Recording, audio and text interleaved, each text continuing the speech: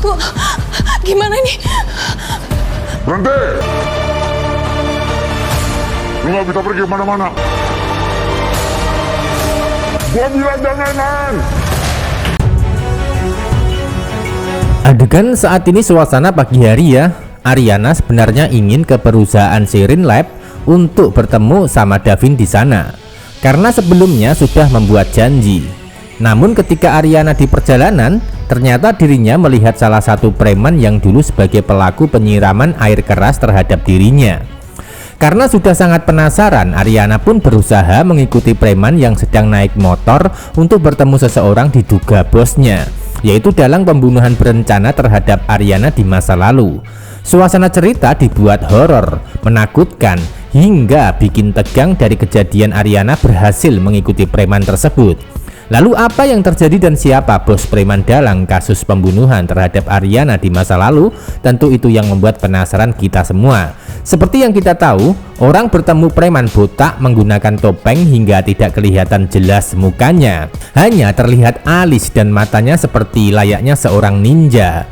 Namun dari kejadian tersebut kita bisa mengenali ya, kalau orang tersebut tidak lain adalah Karno sebagai keluarga Ariana sendiri, yaitu sebagai ayah Ariana yang punya watak jahat dengan karakter kejam di alur cerita. Hal itu sudah terbukti dari adegan sebelumnya di mana Karno sempat mencuri uang di dalam kotak jariah di dalam masjid sebelumnya, yaitu dengan cara pura-pura kemalaman dan numpang tidur di dalam masjid.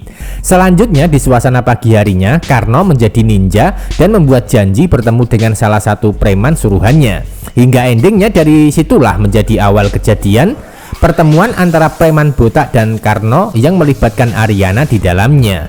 Karena secara diam-diam Ariana ini mengikuti preman untuk bisa mengungkap siapa dalang di balik orang yang merencanakan kasus pembunuhan berencana terhadap dirinya. Namun naas, belum dapat kepastian dari rasa penasaran yang dia alami, justru Ariana malah terjebak di dalam gedung karena ketahuan, hingga pada akhirnya Ariana mencoba bersembunyi. Sebaliknya orang bertopeng tersebut mengejar dan mencari keberadaannya. Lalu apa yang terjadi dan apakah Ariana masih bisa diselamatkan atau selamat? Tentu itu yang masih membuat kita penasaran di kisah selanjutnya. Episode berikutnya, Ariana itu masih sangat ketakutan sebelum dirinya mendapatkan bantuan dari Davin atau Virsa. Sebab sebelumnya Ariana sempat menghubungi Davin lewat telepon yang kebetulan saat itu bertemu dengan Virsa di kantor. Davin nampak bingung mencari titik lokasi tempat Ariana dalam bahaya, hingga suasana cerita pun dibuat makin tegang karena terjadi kejar-kejaran waktu mengingat Ariana sudah terpojok dan tidak bisa keluar dari lokasi gedung tempat dirinya dalam bahaya dikejar orang bertopeng. Biarpun begitu, Davin dapat bantuan dari Virsa ya dengan cara melacak titik lokasi terakhir Ariana melalui tim cyber kantor polisi.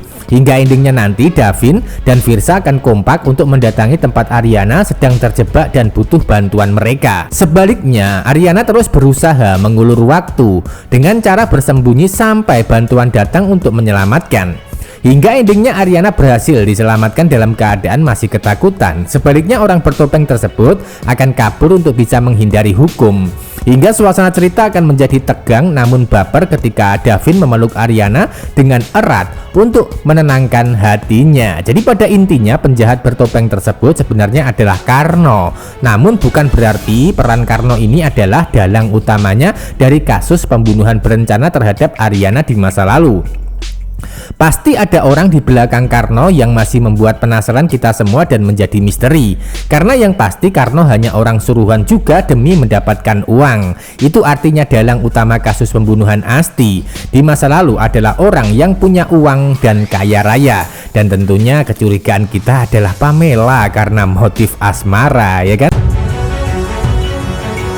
Episode selanjutnya ketika Ariana berhasil diselamatkan oleh Davin dan Virsa, maka posisi Ariana akan menjadi saksi dari kejadian meninggalnya preman botak yang sempat terjatuh dari gedung. Keadaan Ariana akan selamat dan baik-baik saja ya karena Davin dan Virsa datang tepat waktu di saat Ariana dalam bahaya dan hampir dihabisi orang bertopeng yang sedang mengincarnya.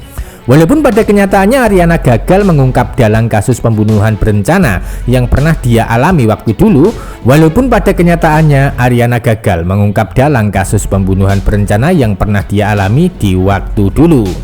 Sebaliknya dengan dibantu anak buahnya, Firsa akan terus berusaha untuk menyelidiki kasus walaupun pada kenyataannya sulit untuk mengungkapnya. Biarpun begitu, kasus tetap berjalan sampai pada akhirnya semua akan terungkap pada waktunya tiba. Dan tentunya itu semua terjadi di ending cerita di mana Ariana akan berhasil membalas dendam kepada semua orang yang pernah menyakitinya, terutama Bima, Pamela, dan juga Karenina sebagai sasaran dendamnya. Lalu kenapa sih kasus pembunuhan sulit diungkap oleh Firsa sebagai petugas polisi? Tentu hal itu karena salah satu pelaku sekaligus saksi sudah meninggal dunia, yaitu preman botak. Sebaliknya Ariana juga masih menyimpan kasus masa lalu yang dialami sebelum membalas dendam. Bahkan Ariana terkesan menutupi karena punya cara dan rencana lain. Nah, itulah menjadi alasan satu-satunya kenapa Firsa sebagai polisi terkesan sulit mengungkap kasus karena saksi dan bukti sangat sulit dia dapatkan. Sementara itu, di dalam perjalanan Ariana melakukan dendam, ternyata menjadi pengantar dirinya dan Davin untuk saling mencintai satu sama lainnya ketika sering dan terus bersama dalam kehidupan, hingga Davin dan Ariana akan berjodoh di balik pacaran pura-pura atau kontra. Saya mau hancurin Ricewell di waktu yang tepat. Akan segera saya cari tahu.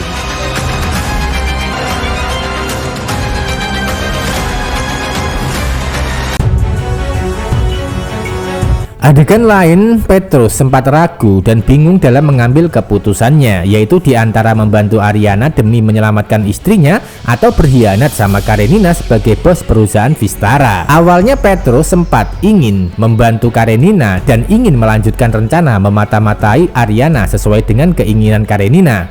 Namun ketika Petrus bertemu dengan Karenina secara langsung di depan rumah sakit, ternyata dirinya malah ditekan, diancam dan diintimidasi hingga membuat mulai emosi. Nah, dari situlah Karenina memerintahkan Petrus untuk tetap melanjutkan misi mengikuti Ariana dan terus mencari informasi yang dia butuhkan.